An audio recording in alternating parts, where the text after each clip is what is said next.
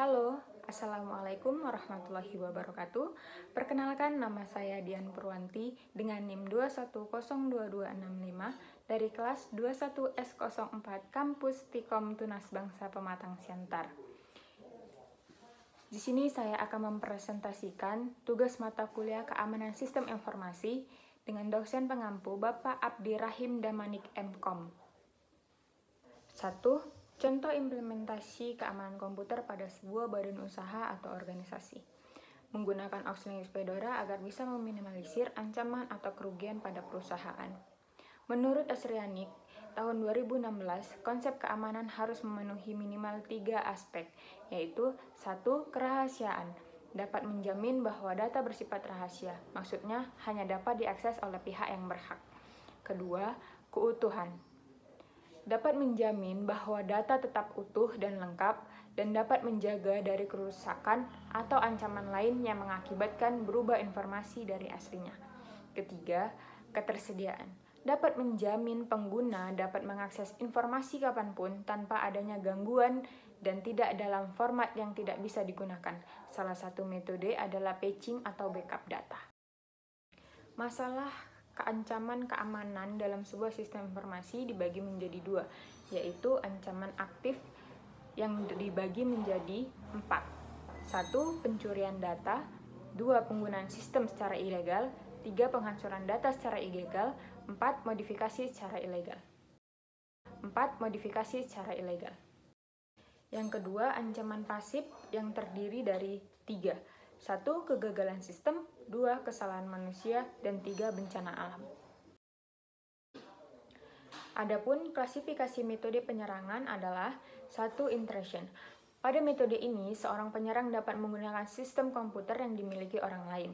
Sebagian penyerang jenis ini menginginkan akses sebagaimana halnya pengguna yang memiliki hak untuk mengakses sistem. Yang kedua, denial of service. Penyerangan jenis ini mengakibatkan pengguna yang sah tak dapat mengakses sistem karena terjadi kemacetan pada sistem. Contoh dari metode penyerangan ini adalah Distributed Denial of Service atau DDoS, yang mengakibatkan beberapa situs internet tak dapat diakses. Banyak orang yang melupakan jenis serangan ini dan hanya berkonsentrasi pada intrusion saja. Yang ketiga, joyraider. Pada serangan ini disebabkan oleh orang yang merasa iseng dan ingin memperoleh kesenangan dengan cara menyerang suatu sistem. Yang keempat, vandal. Jenis serangan ini bertujuan untuk merusak sistem, namun hanya ditunjukkan untuk situs-situs besar. Dan yang terakhir ada hijacking.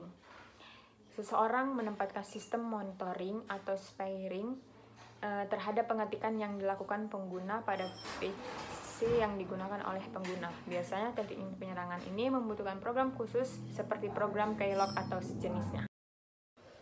Adapun firewall adalah merupakan alat untuk mengimplementasikan kebijakan security. Sedangkan kebijakan security dibuat berdasarkan perimbangan antara fasilitas yang disediakan dengan implikasi security-nya. Semakin ketat kebijakan security, semakin kompleks konfigurasi layanan informasi atau semakin sedikit fasilitas yang tersedia di jaringan. Dalam dunia nyata, firewall adalah dinding yang bisa memisahkan ruangan sehingga kebakaran pada suatu ruangan tidak menjalar ke ruangan lainnya. Tapi sebenarnya firewall di internet lebih seperti pertahanan di sekeliling benteng, yakni mempertahankan terhadap serangan dari luar di antara kegunaannya, yaitu 1. Membatasi gerak orang yang masuk ke dalam jaringan internal. 2. Membatasi gerak orang yang keluar dari jaringan internal. 3. Mencegah penyerang mendekati pertahanan yang berlapis. Rule dan policy adalah teknik utama dalam firewall yang dimana melalui rule dan policy seseorang network administrator dapat mengontrol sistem kerja firewall dan dapat melakukan monitoring secara dinamis serta memaksimalkan produktivitas kinerja perangkat-perangkat jaringan. Selanjutnya, implementasi pada aspek kerahasiaan yang dapat dilakukan dengan menggunakan metode access control yang meliputi 1. Identification. Pengguna mengklaim identitas dengan nama unik mereka. Pengguna komputer menyatakan bahwa user adalah miliknya dan bukan milik orang pada saat login ke komputer. Kedua, authentication. Pengguna membuktikan dengan menggunakan sandi. 3. Authorization, memberikan atau membatasi akses ke sumber daya. Yang keempat, hashing.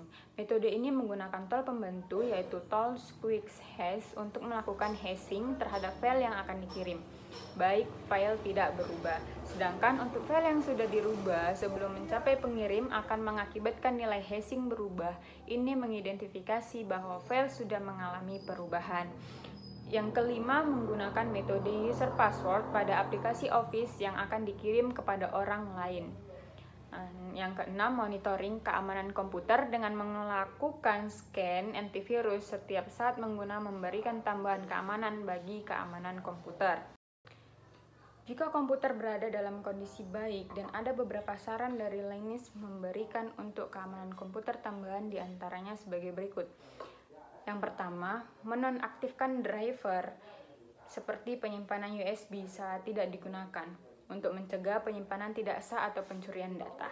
Yang kedua, untuk mengurangi dampak sistem file full atau FAR, letakkan pada partisi yang terpisah. Yang ketiga, pertimbangkan untuk menonaktifkan kernel modul yang tidak digunakan. Yang keempat, bila mungkin, atur kadaluarsa untuk semua akun yang dilindungi kata sandi. Yang kelima, pertimbangan untuk menggunakan alat secara otomatis, menerapkan pembaharuan, dan lain-lain. Dengan melakukan proses keamanan komputer secara terus-menerus sesuai dengan petunjuk implementasi di atas, diharapkan dapat mengurangi ancaman-ancaman yang dapat merugikan pengguna komputer dan mengurangi celah-celah ancaman yang dapat terjadi tanpa kita ketahui. Soal nomor 2, carilah sebuah software atau aplikasi untuk menunjang keamanan komputer maupun penyusupan sistem. Di Windows 10 dan 11 menyertakan keamanan Windows yang menyediakan perlindungan antivirus terbaru. Perangkat Anda akan dilindungi secara aktif sejak awal memulai Windows. Setiap Windows atau komputer telah memiliki aplikasi keamanan komputer pada masing-masing Windows. Aplikasi tersebut adalah Windows Security. Berikut merupakan contoh aplikasi Windows Security pada laptop Lenovo ThinkPad. Tetapi, jika ingin menggunakan aplikasi keamanan komputer pada Windows atau komputer, bisa menggunakan aplikasi-aplikasi tambahan juga. Pada era seperti ini, semua hal bisa dilakukan dengan menggunakan bantuan aplikasi atau sistem. Apalagi untuk masalah sistem keamanan komputer, kini bisa diselesaikan dengan cara menggunakan aplikasi bantuan. Beberapa contoh aplikasi keamanan komputer. Yang pertama, Norton Security Deluxe. Contoh sistem keamanan komputer yang pertama adalah Norton Security Deluxe. Pada saat menggunakan aplikasi yang satu ini, bisa memberikan jaminan 100% dalam melindungi laptop dari malware. Selain itu, aplikasi tersebut juga mempunyai firewall pribadi, sehingga dalam aplikasi tersebut bisa melakukan pemindaian. Norton Security Deluxe bisa dipergunakan pada perangkat Windows, Mac, Android, dan iOS. Yang kedua, Bitdefender Total Security. Bitdefender Total Security merupakan contoh sistem keamanan komputer yang mencakup perlindungan jejaring sosial dan kontrol orang tua. Yang ketiga, Trend Micro Maximum Security. Trend Micro Maximum Security mempunyai 5 lisensi yang bisa dipergunakan dalam sistem Windows, Mac, Android, dan iOS. Akan tetapi, di saat user menggunakan aplikasi yang satu ini, di Mac atau iOS tidak bisa berjalan secara baik. Yang keempat, MSafe Total Protection merupakan contoh sistem keamanan komputer yang mempunyai nilai bagus. Sudah banyak yang membuktikan bahwa aplikasi tersebut benar-benar bisa melindungi pada beberapa jenis perangkat. Tidak hanya itu, untuk MC Total Protection ini juga bisa dipergunakan pada beberapa jenis perangkat Windows, Mac, Android, dan iOS. Ketika dipergunakan untuk sistem tersebut memberikan informasi identitas pencuri secara terperinci. Bersamaan dengan pemindaian virus, program kali ini juga bisa melindungi terhadap jenis virus ransomware. Sedangkan untuk suite keamanan yang digunakan untuk memiliki kontrol orang tua. Yang kelima, Kaspersky Cloud Security. Ini sangat ideal untuk dipergunakan oleh beberapa orang yang sudah ahli atau profesional. Selain itu, aplikasi yang satu ini juga bisa dipergunakan pada beberapa perangkat. Paling menariknya lagi adalah di saat menggunakan aplikasi tersebut diberikan jaminan tidak bisa merusak penyimpanan pada komputer. Sampai dengan ini, untuk sistem tersebut bisa melindungi sampai dengan 20 perangkat Windows. Meski banyak instalasi secara terpisah, akan tetapi program yang satu ini sudah mencakup semua perangkat lunak antivirus. Itulah beberapa contoh aplikasi keamanan komputer tambahan yang dapat digunakan user. Dan masih banyak aplikasi-aplikasi lainnya yang dapat digunakan user. Selanjutnya, ini adalah video untuk memenuhi tugas nomor 3. Di mana tugas nomor 3 adalah membajak HP dari satu ke HP satu lainnya. Di sini pembajakan dilakukan HP iPhone ke Android. Terlihat bahwa gerakan apapun yang berada di HP Android dapat terlihat di HP iPhone. Ketika HP Android tersebut membuka aplikasi Instagram, maka akan terlihat juga di HP iPhone seperti sedang merekam layar. Selanjutnya, membuka aplikasi Facebook, sama juga dengan aplikasi IG tersebut. Yang sebelumnya tadi, semua juga akan terlihat. Apa yang dibuka di HP Android juga akan terlihat di HP iPhone. Jadi, segala aktivitas yang dilakukan di HP Android akan terlihat juga di HP iPhone. Pembajakan handphone ini dilakukan menggunakan aplikasi Android Parental Control.